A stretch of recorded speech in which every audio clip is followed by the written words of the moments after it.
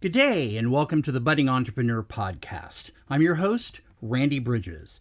In each episode, I cover my experiences, both good and bad, of being a business builder, as well as my journey through the crazy world of entrepreneurship to reach my goal of earning $10 million a year. Today, we're on episode 92, and we're going to pick up from the last episode.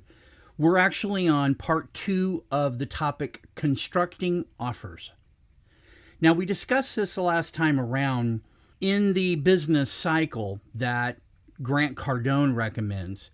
He says that after you have an idea, the first thing you do is go build offers. A lot of good ideas that are possible. We come up with all these ideas, but it really comes down to how well we can build our offer in the very beginning to be able to do a good thing for our customers, clients, and still be also good for us.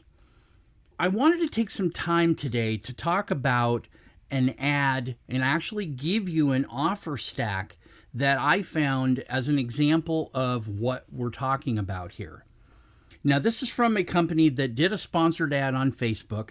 I found it the other day. It's not a surprise. You probably have seen it yourself if you're on Facebook with any of the major groups. And it starts off with a simple ad. A couple of years ago, I replaced all my marketing efforts with just one piece of content. Course sales soared, and I was able to rapidly add 700 plus students to my premium coaching program without using any high-pressure sales tactics to do it. What did I use? A short book. Now, that's the lead-in ad.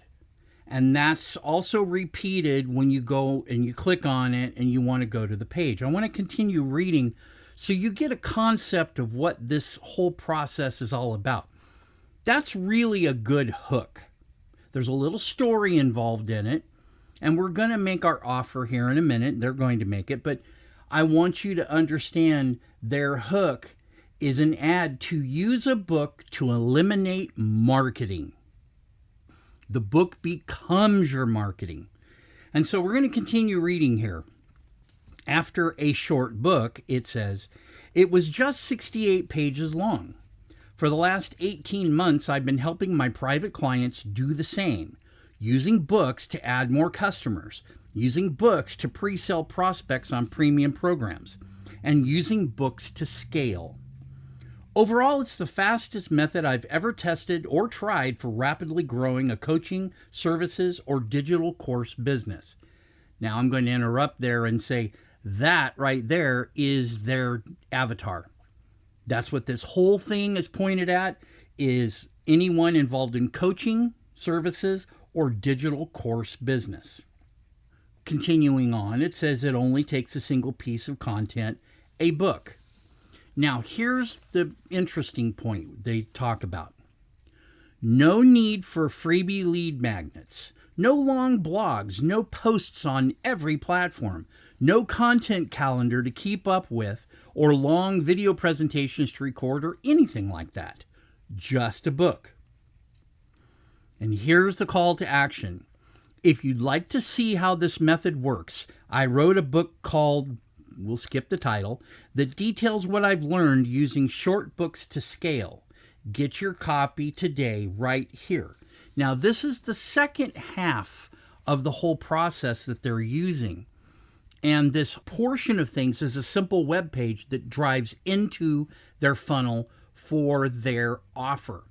Now, so far we've seen an ad, had a good hook, got us into the story, which told us who it's pointed at, what the advantages are, and what you're not going to have to do, and all you have to do is just click this link.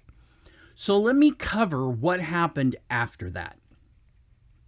I went ahead, like any good entrepreneur, and I followed this through. Turns out that their front end that they're offering is actually a digital copy of a book with 7 bonuses for a whopping $4.99. This includes not only the digital copy of the book, trainings and workshops, plus a 6.5-hour audiobook, and actually the ability to download the software to read the audiobook. Now that was a front-end $4.99 offer. They have pre-qualified who it is that they are targeting. They've pre-qualified all the people that hear, you got to blog, you got to do this, you got to do that, you got to put out this, you got to constantly be everywhere. They're saying if you hate doing that, this is for you. They have pre-qualified everybody step by step to this point. They got you with a good hook. They got you into the reasons why you want to do this. And now the barrier to entry is a whopping $4.99. That's an easy purchase. This isn't a free plus shipping offer. This isn't a lot of other different kinds of things. This is a series of trainings and workshops with a digital delivery of a book and the audio book to go along with it for $4.99. Now let me tell you what came next. After you click to do this, they prompt you for your name and your address and your credit card number so they can get their $4.99. But now they move into an upsell. And they actually tell you this in advance that you're going to get an upsell. The upsell is book templates, a done-for-you marketing system, ad templates, and my favorite thing to add as a upsell piece, and more, right? With a couple of exclamation marks behind it. So this particular process is $49. Our average cart value now is right around roughly $54. If you continue on, you have an offer of a one-time offer to go into their group publishing training. Not individual, mind you, group. And this is $249. Now your average cart value is over $300.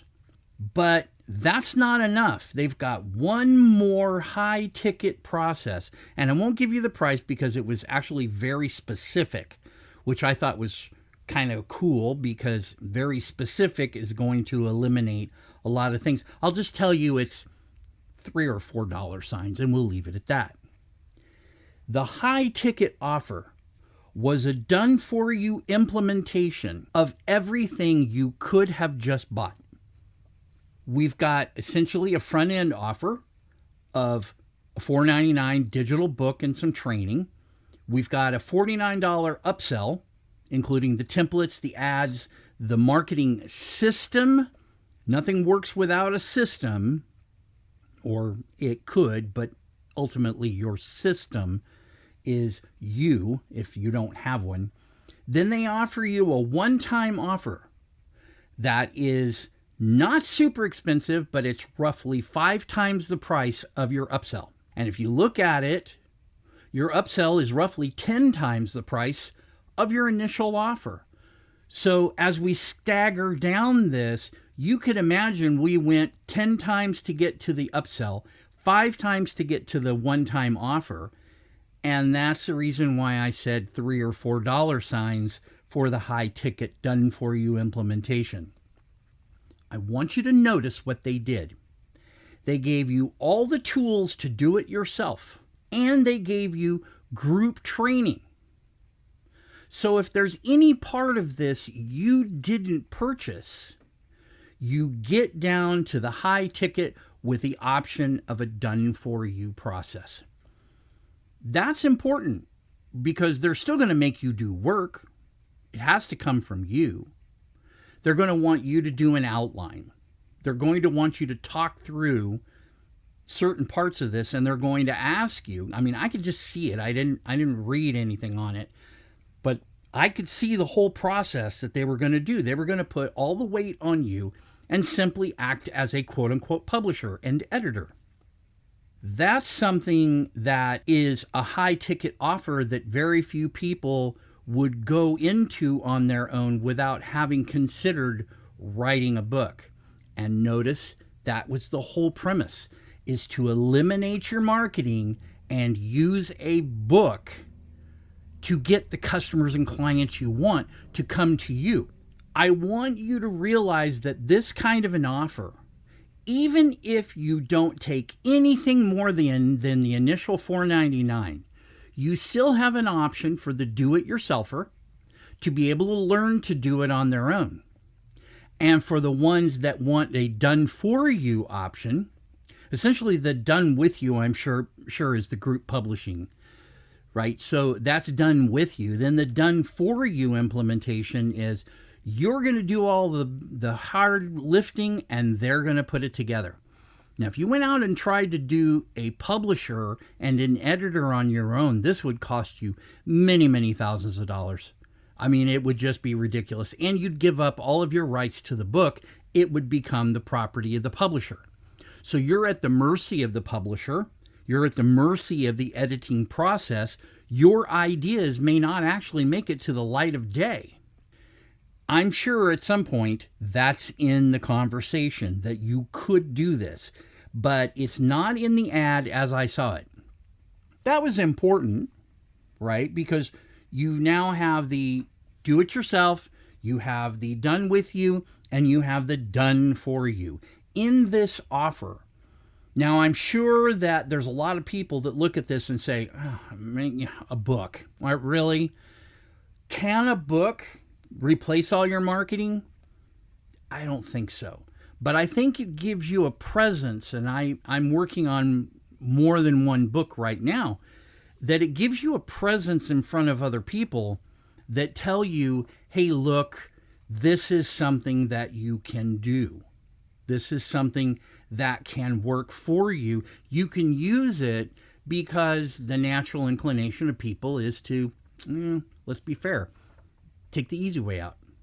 There's a lot of us that like to work hard, but on things that we know we need to do and things that we don't want to do, and they just seem like a lot of work, it's very easy to have somebody say, hey, look, let me take care of that for you.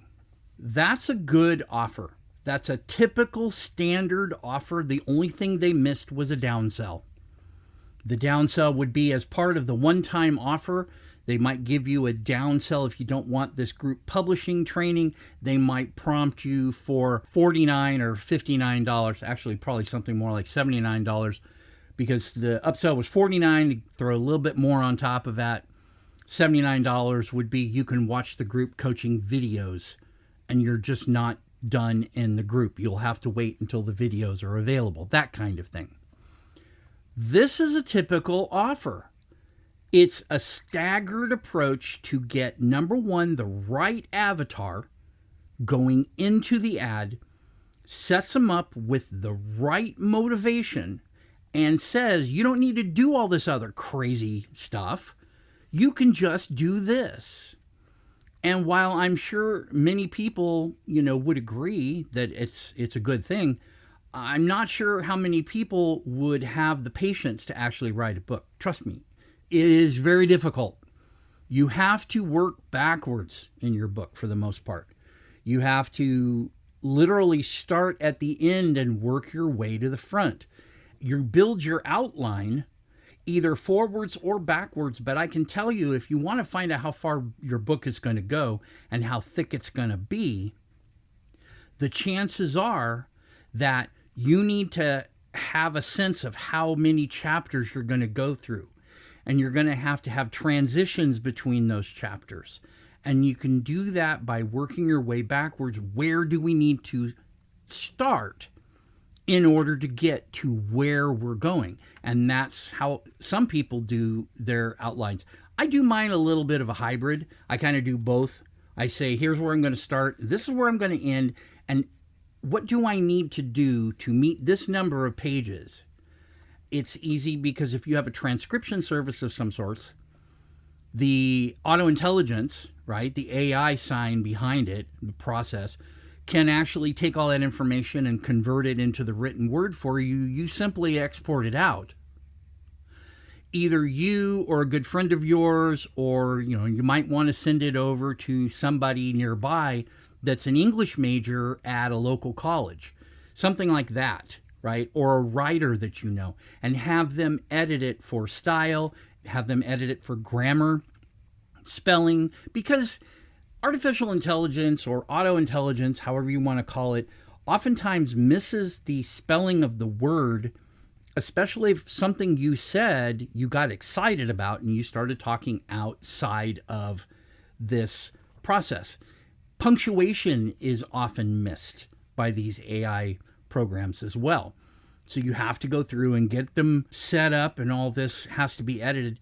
You could do this yourself. I've made it very clear in the past that the biggest thing that helps write a book is to speak the book. Have a good outline with good points that you're going to cover and subpoints inside, things that you want to detail, and then you simply talk the book. Then take that, export it, edit it, and put it into a format that you can go ahead and work with. And usually it's a PDF. There's a lot of people that do that.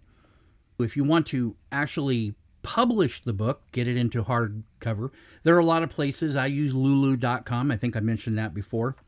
The whole thing about this is that you can do this same thing they're doing right now. It isn't that complicated. There's plenty of places around that do offer challenges and offer retreats, and some of them are inexpensive because they're actually not trying to get everybody to come to their place and this, that, and the other. There's certain value added that has to come with this, but there's a lot of people out there that can help you do this on your own. What this is doing is shortcutting the process and hopefully eliminating that marketing that you probably hate to do. Some people love to do Facebook Live, and they want to do YouTube Live, and we're going to do this, and they're going to have it, and they're going to publish it, and everything is going to be okay. It's a lot of work. It really is. This podcast usually takes me, if I spend a half an hour on the podcast, I usually spend an hour editing. And that's one of the reasons why it takes so long sometimes to get these podcasts out. They come out later in the day, is I have to have the time to dedicate to listen to what I said. Then I can export it and get it the right way, get it as an MP3, upload it. Then I got to put all the pieces in place and all the pointers to it. I mean, it can easily take an hour to do a half-hour podcast. Well, if you're spending 8 hours a day actually doing your work, this makes a very long day. I mean, that right there is an hour and a half, sometimes 2 hours by the time you put it all together. It's a long time, and doing this every single day can become very difficult. But this gives you an option to be able to shortcut the process. And again, I'm not going to tell you where it is. You can go find it. It's an ad that's out on Facebook. I'm sure if you're CEO or entrepreneur or any kind of a title inside of your Facebook profile, it'll show up, right? You might have already seen it. That's one type of an offer.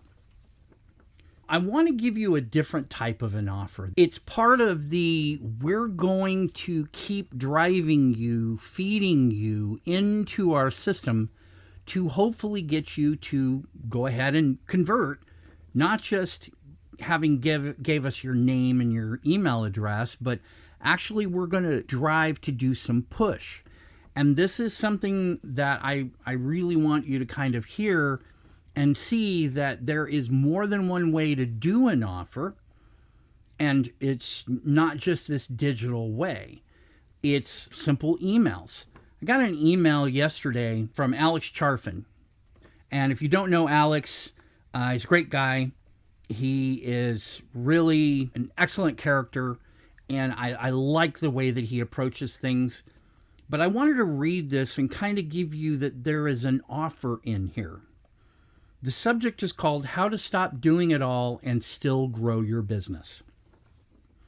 First of all, it's addressed to me, Randy. That's it. No dear Randy, good day Randy. Randy. So we're going to get down to the brass tacks quickly. In an entrepreneurial business, this is what the letter says. The most common issue I've encountered is that the entrepreneur in charge is buried by the responsibilities of running and growing the business on a day-to-day basis. More often than not, entrepreneurs say that they are drowning in things that need to get done. Now, before I continue, I want you to think about that. Do these words resonate with you? Do you feel like you're being drowned with all of the things that have to happen? If the answer is yes, you're going to keep reading. If the answer is no, we're done, right? You'll take it and delete it, whatever. So let's continue reading this. I'm only going to go down part way here. At the end of the day, they, entrepreneurs, look at what they still have to do and wonder how in the world they're going to get it done. It's as if the entire business is hitting a bottleneck and there is no end in sight. Have you ever been to that place? If you do, I want you to know that there is nothing wrong with you and you are not alone. Unfortunately, the biggest bottleneck in your business is often you.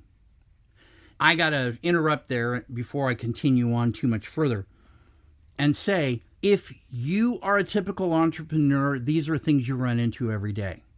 You are the biggest bottleneck. We all know it. We can feel it.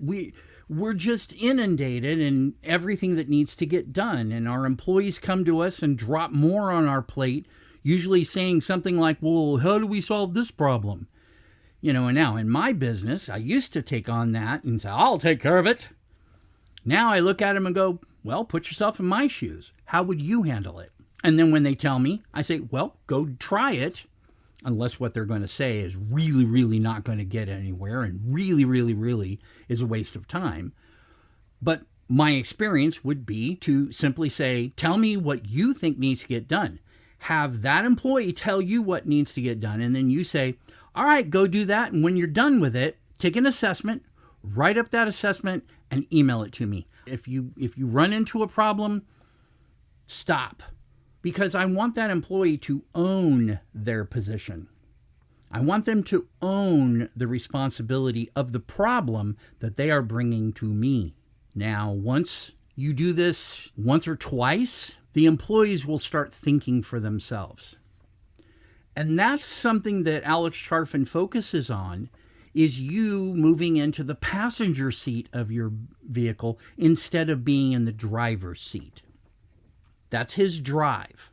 But now I want to continue reading on here just briefly, and you'll see how this whole thing comes together. As he says, the good news is that there are tangible, tactical, and transformative steps you can take that will break the bottleneck and allow your business to grow exponentially without breaking yourself in the process. Your business has the potential to change the world, and the fastest way to see that potential become a reality is to implement a strategic plan. He goes on and explains here's why. But I'm going to shortcut this because I think that this podcast needs to be clean. You need to see that there's an offer here. You need to know the avatar has been clearly defined. The problem that the avatar has been clearly defined. It's been associated with the avatar. It is clear who he's talking to, what he's talking about, and why it's a problem. On down the rest of this email, he goes through and he gives you more reasons why this situation should occur. But instead of sending you to a web page, instead of sending you to a true offer that has multiple steps, what he does is he sends you over to Alex's podcast, to a specific podcast. That podcast picks up where the email left off. It kind of reiterates through some things because you have to remember a podcast is a different group of people from the people that read email. The thinking is different. So the motivation is going to be a little bit different. So you have to kind of repeat some things in the email that drove you to that podcast. Then the podcast goes through and directs you into the program that has the same similar type of thing as what our previous offer was. It doesn't go into all the details. It's a much simpler process. But the idea is just like the first ad that gets your attention with an ad and then cues you up for the program and then sends you to the actual offer. This is the same thing. The ad cues you up. In this case, it's an email. Cues you up and sets you up to be able to read through this, that leads you over to the podcast where the real meat of the information is, where the real reasoning for it is, and the justification behind this as being you need to do this, and then sends you into the sales funnel. This is an offer stack. It is interesting because I see Alex doing this a lot. He does different types of topics, and I've seen other people do it as well. They're using the podcast as a vehicle for action and the program of the offer that's associated with that action. And it's a very smooth process. It's very easy to see. But at the end of the day, if you meet the avatar and the requirements of it, and you meet the requirements of the problem, and you meet the requirements of how this might get done and the way this might affect you, positively, negatively, what have you, and then drives you smoothly into a mechanism, a vehicle, if you will, for how things get done. And then that transitions you into the actual formal offer where you break it down and follow some of these same sets of steps. These are examples of two different types of offers that drive into the offer rather than sell the offer. They drive you into it. And that's the secret of good marketing, is knowing who your avatar is, what their precise problems are, what keeps them up at night. When you don't have a lot of money and there's not much you can do with it, you tend to hang on to it and make sharper decisions with it.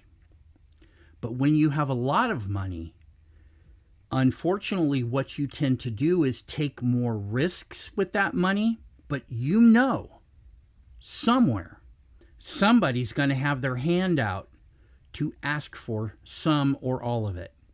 If it isn't a vendor that you can write off, if it's not an employee that you can write off, it will be the IRS or your state government. That is not deductible. That's a cost of doing business. You make a profit, you have to pay part of that profit. If you make a lot of money, the government wants a lot of money in return. If you don't make much, they don't want as much. They know you're probably going to be so small that it's going to become a problem to do anything like auditing you. We have this money that's at our disposal. And I know that in the past 8-9 months, I've put a lot of money into different programs, hoping that they will keep me moving forward in my learning and in my knowledge and help me to stay in focus. Now, I'm doing it for a different reason. I'm not doing it just to grow my business. I'm actually looking at a lot of these programs to fine-tune my program. When I talk about Alex Charfen, he's a natural extension for the part of my program that is on the strategic plan, because that's what he focuses on, is strategic plan. So my program is giving you the general gist of what's going on, but if you want a deeper dive, I can refer you into his type of a program. And I do this throughout all 9 steps of my master program. My smaller program is more operationally focused, so it's simpler. It's a real simple process that's helping people in the do-it-yourself realm to move to a done-with-you kind of a program. And that is a simpler process. When you get to the bigger program that comes later on down the line, now you're dealing with a done-with-you and a done-for-you along with the do-it-yourself. It's really a combined package. When we're doing our offers, we have to kind of think about that do-it-yourself, do-it-with-you, done-for-you process. And there's a lot of people out there that swear up and down that they have a done-for-you process.